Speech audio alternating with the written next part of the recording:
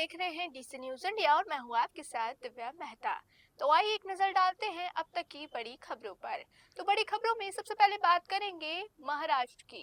महाराष्ट्र में अजित पवार के निधन के सदमे से राज्य और पार्टी में गहरी उदासी छाई हुई है। बारामती के प्लेन हादसे के बाद उनके कट्टर समर्थक माने जाने वाले 63 वर्षीय सुदामा बोडके का आज दिल का दौरा पड़ने से निधन हो गया। सुदामा बोडके नासिक जिले के डिंडोरी तालुका तकाम्बे गांव के निवासी थे। परिवार ने बताया अजित पवार के असामयिक निधन की खबर सुनने के बाद उनकी तबीयत बिगड़ गई थी। अस्पताल ले जाने के बावजूद उन्हें बचाया नहीं जा सका। उनके निधन से गांव में शोक की लहर है। बारामती में हुए हादसे में अजित पवार, उनके अंगरक्षक, पायलट, सह पायलट और फ्लाइट अटेंडेंट की मौत हो गई थी।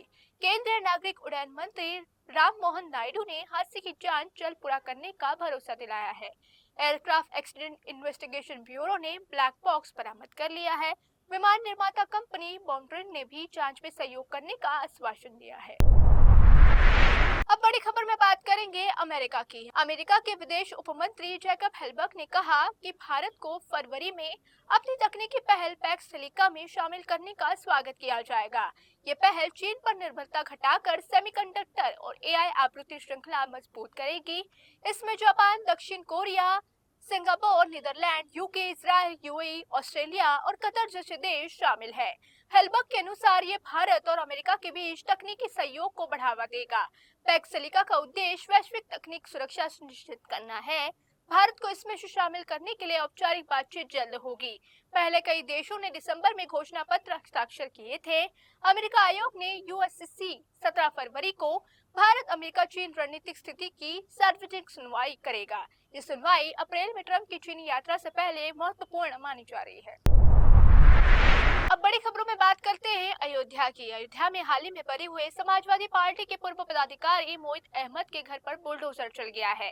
समाजवादी पार्टी प्रमुख अखिलेश यादव ने इसे भाजपा की अन्यायपूर्ण कार्रवाई बताया। उन्होंने कहा, सत्ताधीश अपने मुकदमे को हटा सकते हैं, लेकिन पाप के मुकदमे ऊपर वालों की अदालत में दर्ज होते हैं।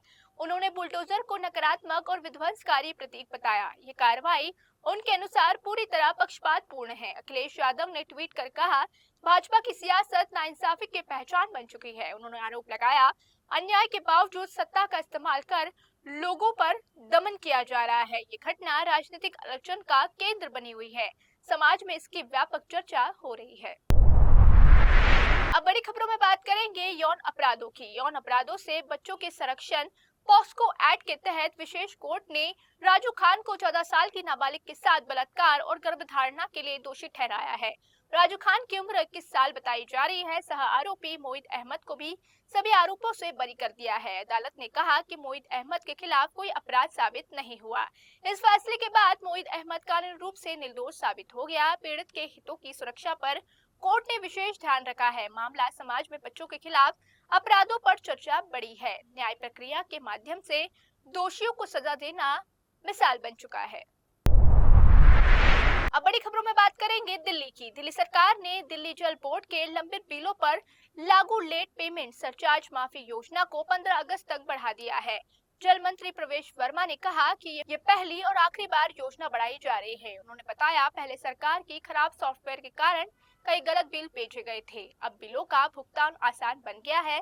14 लाख से अधिक घरेलू उपभोक्ताओं में से 3 लाख ने बिल जमा कर दिए हैं। कुल राशि लगभग 11,011 करोड़ रुपए की थी। बिल ऑनलाइन जमा करने की सुविधा दी जा रही है।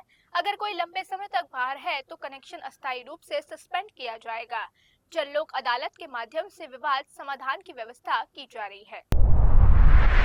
अब बड़ी खबरों में बात करेंगे अजित पवार की। राज्य में उप मुख्यमंत्री अजित पवार के निधन के बाद एनसीपी अजित गुट और शरद पवार गुट का विलय तय माना जा रहा है। पार्टी के वरिष्ठ नेता और पवार परिवार मिलकर अगले उप मुख्यमंत्री का निर्णय करेंगे। सुनेत्रा पवार को पार्टी की कमान देने की मांग उठ रही है।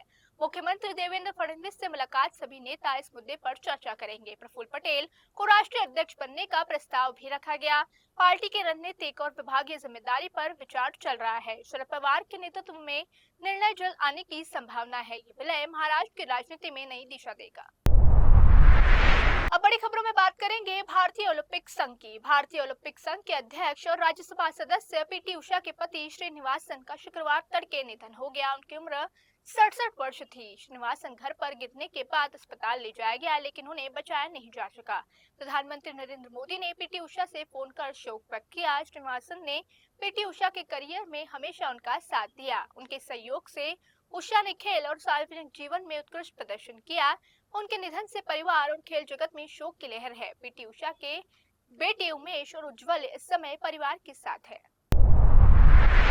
अब बड़ी खबरों में बात करेंगे उत्तराखंड की। उत्तराखंड को विंग्स इंडिया 2026 में best state of promotion aviation ecosystem पुरस्कार से सम्मानित किया गया है। ये सम्मान नागरिक उड्डयन में राज्य सरकार के प्रयासों के लिए दिया गया है। केंद्रीय नागरिक उड्डयन मंत्री राम मोहन नायडू और सचिव समीर कुमार सिन्हा ने पुरस्कार प्रदान किया। राज्य के अधिकारी और विमानन क्षेत्र के प्रतिनिधि इस अवसर पर मौजूद थे। विंग्स इंडिया 2026 देश का प्रमुख विमानन मंच है। ये पुरस्कार राज्य में निवेश और विकास के नए अवसर को खोलेगा। राज्य सरकार ने नागरिक उड्डयन को सुदृढ़ बनाने के कई पहल की है। ये सम्मान राज्य की उपलब्धियों का एक प्रतीक है। अब बड़ी खबरों में बात करेंगे राष्ट्रपिता महात्मा गांधी की। राष्ट्रपिता महात्मा गांधी 78वीं पुण्यतिथि पर पीएम मोदी ने दिल्ली के राजघाट पर श्रद्धांजलि अर्पित की है। राष्ट्रपति द्रौपदी मुर्मू, उपराष्ट्रपति सीपी राधाकृष्णन उपस्थित थे। पीएम मोदी ने सोशल मीडिया पर गांधी को शत शत नमन किया है। राहुल गांधी ने लिखा कि सत्ता से बड़ी सत्य की शक्ति है। देश भर में शहीद दिवस के अवसर पर इसे याद किया जाएगा। गांधी जी की अहिंसा सत्याग्रह के संदेश के लोग याद कर रहे हैं। पीएम ने उनके व्यक्तित्व और कृतित्व प्रेरणादायक बताया। राजघाट पर पुष्पांजलि देने वालों की भीड़ लगी रही। अब बड़ी खबरों में बात करेंगे वाराणसी की। वाराणसी में स्वामी अभिमुक्तेश्वरानंद ने सीएम योगी से दो प्रमुख मांगे रखी हैं। उन्होंने गाय को राजमाता घोषित करने और गौमांस निर्यात पर पूर्ण रोक लगाने की अपील की है। उन्होंने चेतावनी दी, अगर ये नहीं हुआ तो 10 से 11 मार्च को लखनऊ सीएम नकली हिंदू घोषित किया जाएगा। उन्होंने कहा, यूपी भारत में मांस निर्यात का बड़ा केंद्र है। अभिमुक्तेश्वरानंद ने सनातन संस्कृति की रक्षा की बात कही है। उन्होंने सरकार पर गोवंश संरक्षण लापरवाही का भी आरोप लगाया। उन्होंने 1966 की स्थिति और वर्तमान की तुलना करते हुए चेतावनी दी। सरकार से तत्काल कार्रवाई की मांग की गई है। तो ये थी अब तक की बड़ी खबरें। देश और दुनिया की तमाम बड़ी खबरों के लिए रुक कीजिए डीसी न्यूज इंडिया का।